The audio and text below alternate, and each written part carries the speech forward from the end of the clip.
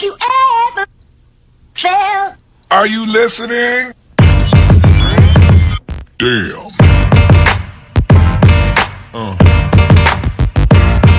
Both been here too long.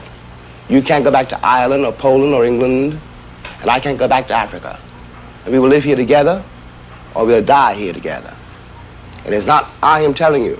Time is telling you. You will listen or you will perish. You ever felt? Are you listening?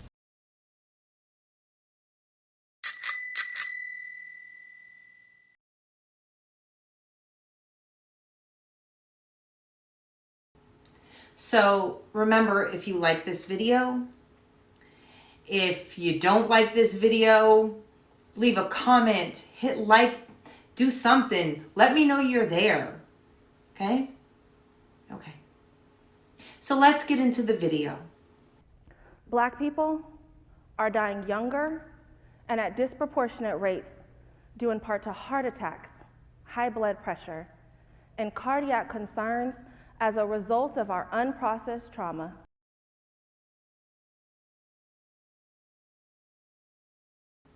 Transgenerational trauma is a psychological term which asserts that trauma can be transferred in between generations. After a first generation of survivors experiences trauma, they are able to transfer their trauma to their children and further generations of offspring via complex post-traumatic stress disorder.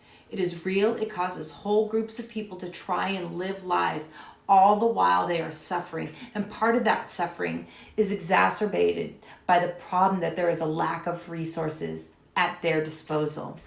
In case you have deluded yourself into thinking that slavery wasn't that bad, or maybe you don't believe in generational trauma, maybe you think that the Black community on a whole is holding on to a time that passed and they just need to let it go. Here's some facts for you. Between 12 and 12.8 million Africans were stolen from Africa over a span of 400 years. Of those 12 million, 2 million died in the Middle Passage. Slaves were punished by whipping, shackling, hanging, beating, burning, mutilation, branding, rape, and imprisonment, to name a few. Often other slaves are forced to whip another slave, sometimes their own family members, to prove a point. There is not one case of a slave voluntarily returning to his slave master after escaping to freedom. The United Daughters of the Confederacy, seeking to find a faithful slave to erect a monument to, could not find one.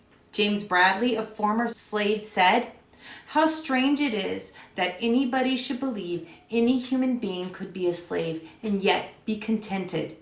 I do not believe that there ever was a slave who did not long for liberty."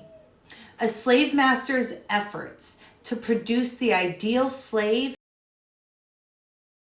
maintain strict discipline and unconditional submission, create a sense of personal inferiority so that slaves know their place, instill fear, teach servants to take interest in their master's enterprise, prevent access to education and recreation, to ensure that slaves remain uneducated, helpless, and dependent. Education of slaves was generally discouraged for fear that knowledge and literacy would cause rebelliousness. After slaves are whipped, overseers might order their wounds to be burst and rubbed with turpentine and red pepper. A metal collar was put on a slave to remind him of his wrongdoing. Such collars were thick and heavy. They often had protruding spikes, which made field work difficult and prevented the slave from sleeping when lying down. Owners of slaves could legally use them as sexual objects. The next time you talk about Sally Hemings and her great love story, how about you remember that? Men and boys were also sexually abused by slaveholders. When you have a community of, let's say, 10 million people, but you only offer help to 2 million, you still have 8 million people walking around with PTSD and other issues. We cannot heal until trauma is acknowledged on a countrywide scale and the resources are extended to all without judgment.